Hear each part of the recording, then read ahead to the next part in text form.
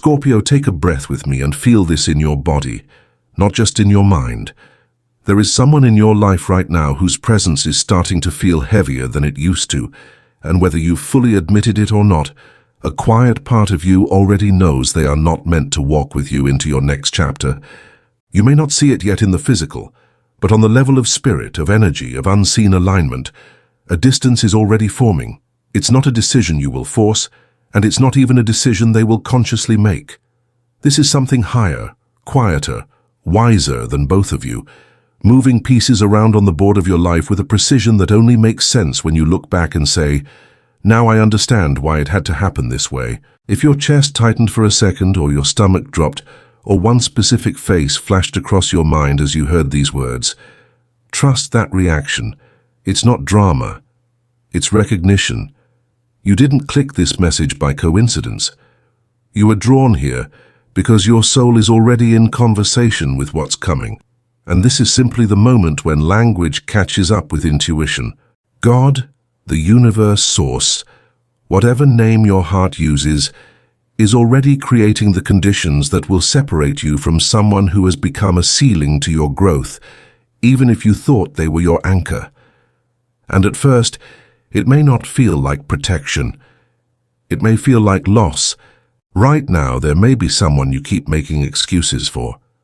Someone you love or care about deeply, who also leaves you strangely drained after every interaction. Maybe they don't do anything obviously cruel. They might even have moments of kindness. But there is an imbalance you can't quite explain. You pour out, they receive, you understand, they misunderstand. You show up, they disappear when it matters most. It could be a romantic partner who never seems able to meet you in the depth you naturally live in. It could be a friend who treats your presence as a given, but your feelings as optional. It could be a family member who uses guilt or obligation to keep you small. It could even be someone you admire, whose approval you chase while quietly shrinking yourself to fit their comfort zone. Scorpio, you are a sign of depth, intensity, and truth. But when you love, you often start negotiating with your own truth to keep the connection alive. You tell yourself they're just tired. You tell yourself you're too sensitive. You tell yourself it's just a phase, that you're asking for too much, that this is what loyalty looks like. So you edit your words. You soften your truth. You swallow your hurt. You accept crumbs and call it enough, because you are afraid that if you show your full soul, everyone will run. And Spirit has been watching this slow self-betrayal with a love that refuses to sit back and stay silent. There comes a moment when God says, "Enough. Enough of you dimming your light to be tolerated. Enough of you calling emotional starvation love. Enough of you giving your heart to people who only know how to hold the surface of you." When that moment arrives, the separation begins. Not as a sudden explosion, but as a series of subtle shifts. Conversations start to feel forced. Jokes don't land the same. You notice how often you're the one initiating, apologizing, adjusting.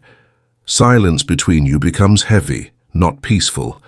They become more distant or more irritable, more critical, or suddenly very busy. You start seeing small flashes of their true energy when they think you're not paying attention. This is the spiritual tectonic plate moving. Friction increases so that you can no longer stay asleep inside an outdated dynamic. Discomfort rises not to punish you, but to wake you. You start having thoughts like, "Why do I always feel like too much?" Or, "Why do I leave these conversations feeling smaller than before?" You catch yourself replaying old red flags you brushed aside.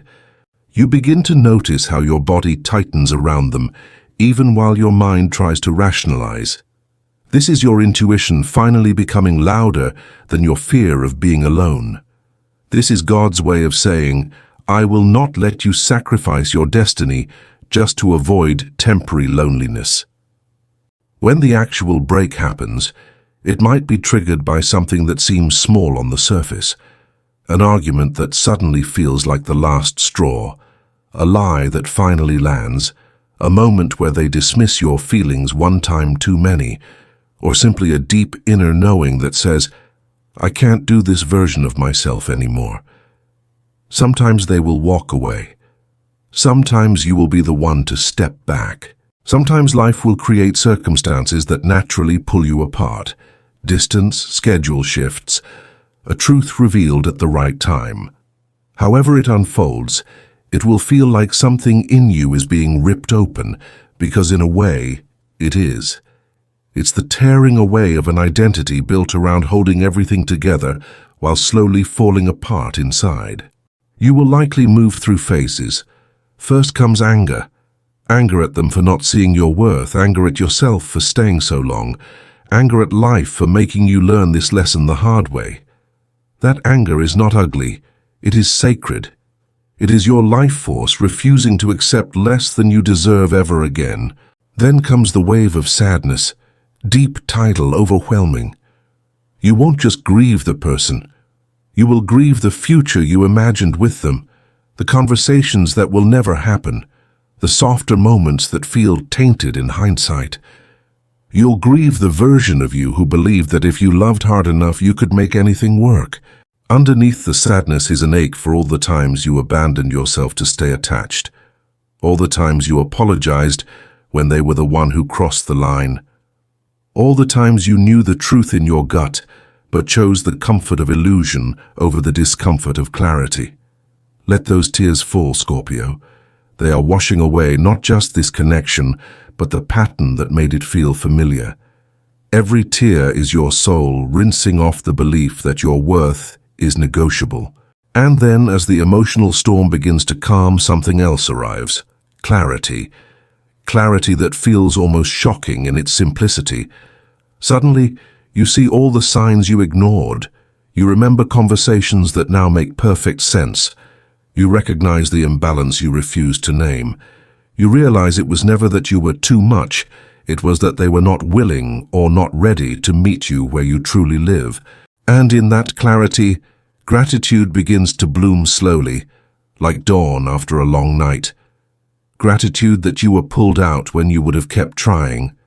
Gratitude that God loved you too much to let you stay trapped in a loop of self-erasure. Gratitude that what you thought was rejection was actually redirection.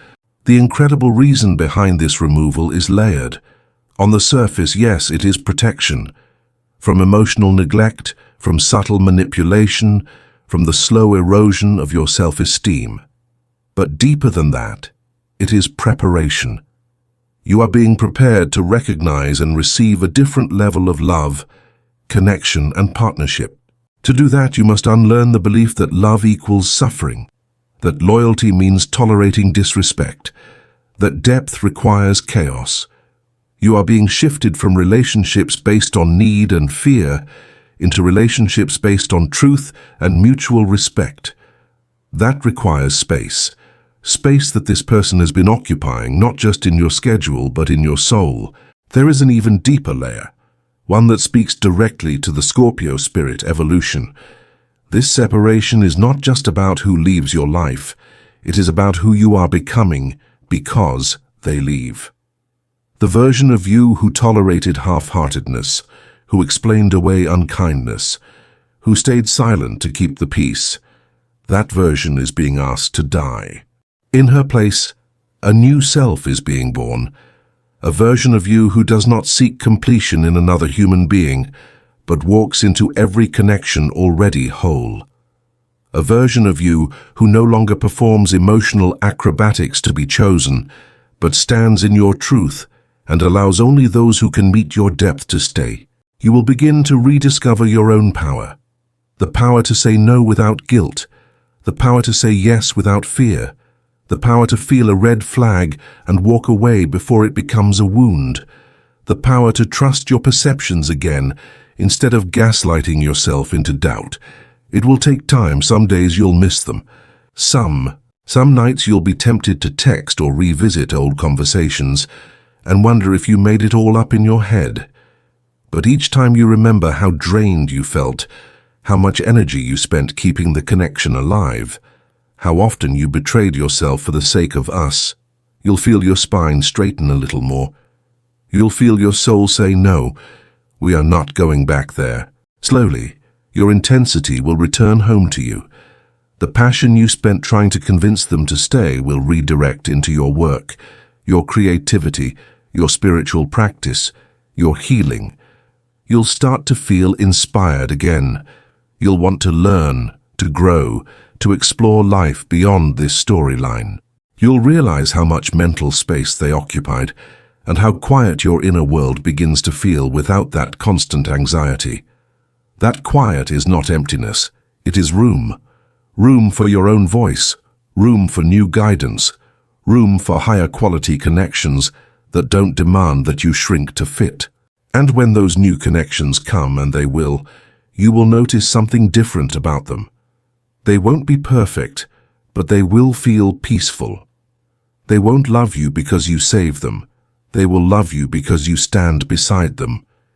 You won't feel the need to prove yourself, perform, or constantly earn your place. Your depth will not scare them. It will ground them. They will have their own depth, their own self-awareness, their own scars they've already started to heal. You will not be their entire world, but you will be a sacred part of it, and you will feel, perhaps for the first time, what it's like to be met. Not worshipped, not used, not tolerated, met. To arrive there, you're being invited now to make a quiet, radical decision, to stop trying to hold on to what your soul is being asked to release. You are not being asked to be cruel, you are being asked to be honest. Honest about how you feel when you're around them. Honest about how much you edit yourself. Honest about how many times you've cried alone after pretending everything was fine. Honest about how often you have lowered your standards out of fear that no one else will want you in your full intensity. You are not too much. You were just offering too much to someone who could not hold it. Scorpio, your love is not supposed to be poured into bottomless pits. Your loyalty is not meant to be a leash around your own neck. Your devotion is holy, and holy things are not given lightly. This is your moment to reclaim that holiness, to lift your love back up to the level it belongs, so that only those who approach with clean hands and an honest heart can touch it. This does not mean you become cold or guarded forever. It means you become discerning. You learn to distinguish between chemistry and compatibility, between intensity and mutual growth, between the thrill of chaos and the safety of real intimacy. As you move through this process, it may help to create a small ritual of your own. Nothing complicated or dramatic, just a simple act that marks your agreement with what heaven is doing. You might write a letter you never send, releasing this person and the version of yourself you became around them. You might place your hand over your heart at night and whisper, "I choose peace over attachment. I choose truth over illusion. I choose myself." You might light a candle and say their name with gratitude for the lessons learned, then gently say, "I release you back to your own path and I return to mine." These simple acts are not magic tricks.